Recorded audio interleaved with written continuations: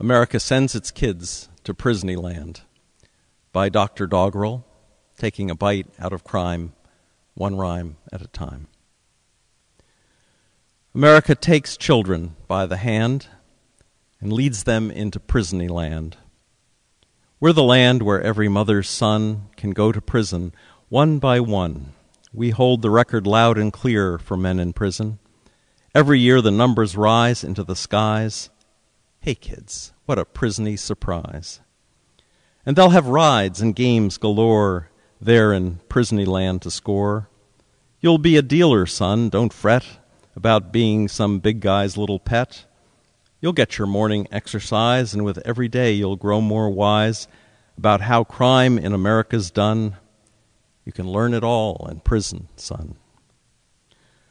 Or perhaps you'll go to Prisony World, and into Epslop you'll be hurled. You'll study crimes of different nations by planning virtual vacations to Colombian prisons where they're free to smoke good dope and watch TV. Till you turn from your computer screen and see it's just some insane dream, a Prisonyland game there to distract you from that guard who just attacked you for saying something about his mother's sexual relations with some brother. If it begins to seem less quaint, some Disneyland fantasy, this ain't. It's the reality of a system failed, where small-time dealers will get jailed, while big-time dealers, suit and tie guys, don't even travel in disguise. They pay off politician friends and live their lives out to the end in some New York condo or Bel Air, while the rest of us don't even care.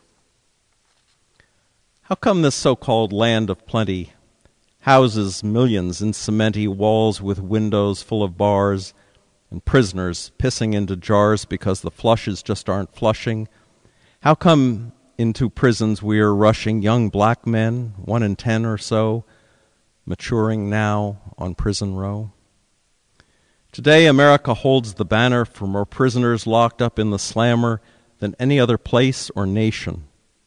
Russia, China, where frustration from political oppressions would lead, you'd think, to indiscretions sure to get you there arrested. Their prison walls have not been tested to any small degree like ours, with our berserk enforcement powers. What makes the irony more than double is that without a lot of trouble, prisoners could be housed in college, reading books and gaining knowledge, graduating into jobs where smarts rather than stealing auto parts would make both them and us secure. It would, in fact, provide the cure for many of our nation's woes. Don't build more prisons. Let them close. The secret to this plan's success is to start before kids make a mess of their own lives with petty crime. To start preschool would be sublime. To teach good values, social rules, and above all else, keep them in schools. This will be cheaper than you'd think. The only problem is the stink we'd raise with racists who oppose the plan for prison doors to close.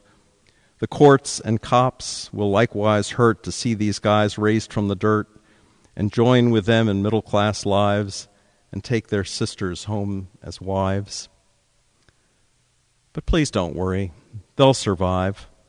Once bad guys get a chance to thrive and realize what they can do to make it straight, both me and you can only profit from the loss of jails where males are major costs. Yes, Prisonyland is no cheap deal. The price we pay, the pain they feel is out of all proportion to the sentencing for what they do.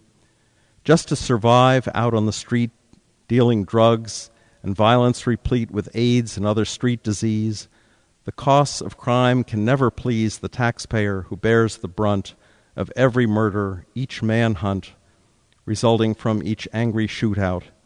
This escalation we must root out. So let's go back to the beginning. That's where this battle will be winning. And take all children by the hand and don't lead them to Prisonyland, but take them to the schoolhouse door where we'll not bore them anymore, but make their stake in education so intriguing as to save them from a life obsessed with crime that just ends up in doing time.